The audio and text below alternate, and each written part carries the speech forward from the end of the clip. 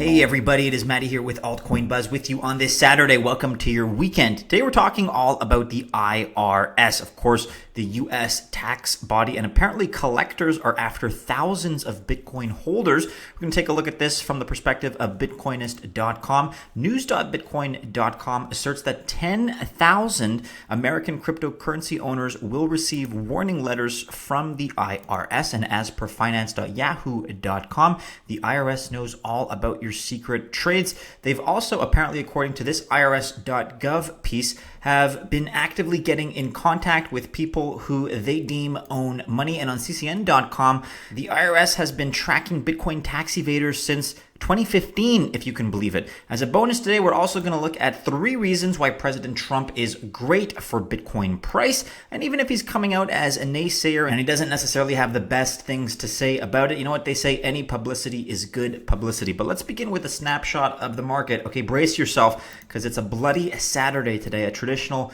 crappy weekend. We're at 262 billion total market cap, down 3.3%.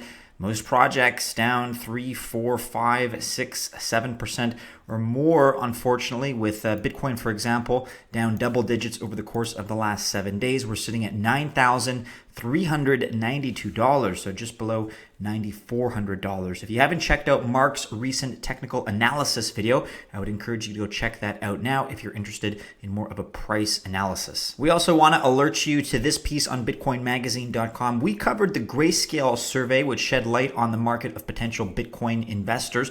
According to this survey, you have up to 40% of Americans, if you extrapolate based on the sample population, that are interested in investing in Bitcoin. So just briefly, Grayscale revealed that from a pool of 1,100 US investors, more than a third, about 36% of US investors would consider an investment in Bitcoin.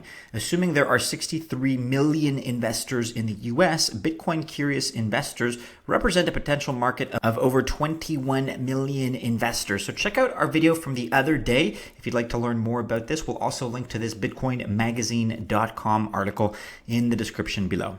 But on now to the main story of the day on Bitcoinist.com. U.S. tax collector is after thousands of Bitcoin holders. We're talking about the IRS. If you're not familiar with them, they are the Internal Revenue Service. They have reviewed tax filings to, quote, amend past returns and pay back taxes, interest, and penalties.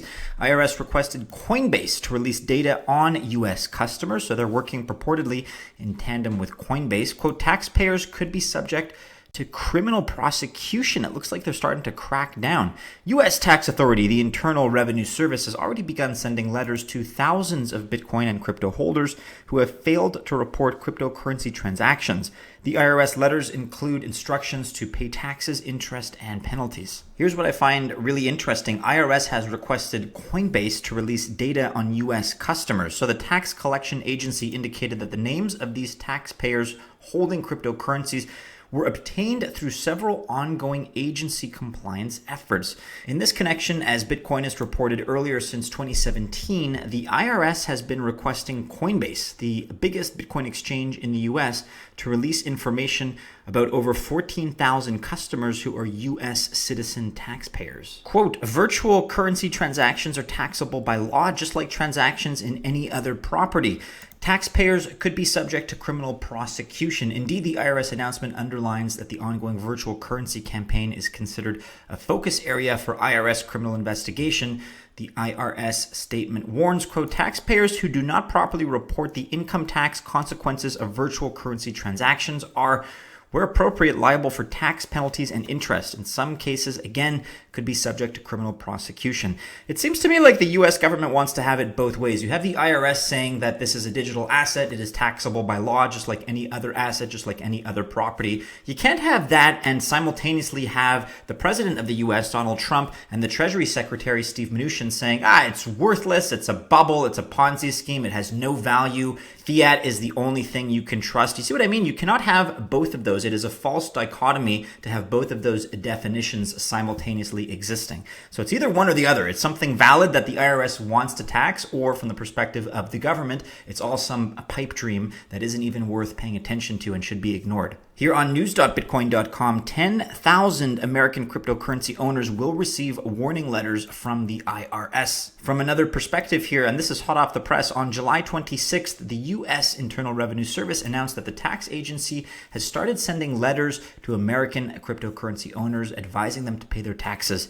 According to that organization, 3 types of letters will be sent to more than 10,000 taxpayers by the end of August. The news follows the recent IRS task force slide that shows alarming recommendations on how tax agents should investigate digital currency users. It seems like at the time of this recording, at least Coinbase has been approached by the IRS and has been asked to collaborate and cooperate. But if I'm understanding correctly, they have not complied with that request just yet. Personally, I think that would sink Coinbase, because at the end of the day, Coinbase has already been through a little bit of controversy. If people begin to form the collective opinion that Coinbase is really, a spy agency, an extension, an arm of the US government that is going to punish its users, I don't think that would go over very well. Just my opinion. I'm not much of a Coinbase user myself, just because I don't have a choice, to be quite honest, based on where I live. But I don't imagine that would go over well with their customer base. So as we mentioned, there are going to be 3 different types of letters that are going to be sent: 6173, 6174, and 6174A. And it looks like they're going to be expecting some kind of an attestation of understanding. Here's an example from letter 6173. The following statements with your signature and date. So I, so-and-so, Mattie from Altcoin Buzz, declare under penalties of perjury that I have examined this entire document, including all attachments and accompanying statements, and that the enclosed is true, correct, and complete. You then have to sign and date that attestation. That's pretty hardcore. Here on finance.yahoo.com, PSA, the IRS knows all about your secret Bitcoin trades. The only thing that's certain in life are death and taxes, of course. For buyers of Bitcoin and other cryptos, the latter has come as the IRS is now pumping out an avalanche of notices to more than 10,000 cryptocurrency investors who probably haven't been upfront about their trades. The source of this is Coinbase, which submitted reports for 13,000 accounts under compulsion from a federal court order. So let me correct the record as far as what I said earlier. It looks like Coinbase is complicit in this crackdown, but not voluntarily so. Their hand has been forced, so to speak, through a federal court order. But even if that is the case, I have to imagine that the fallout from their client base is going to be negative as a result of this. So it should be noted that the IRS is most interested in any Coinbase accounts whose transaction history exceeds $20,000. So I'm sure that's going to be a minority of the accounts, but a silver lining may exist, and that is perhaps the government will eventually see the benefit of having an asset run on a blockchain. Every transaction is viewable and verified, of course, as you all know, a situation which in theory would make the IRS's Bitcoin tracking considerably easier. That is a delicious irony.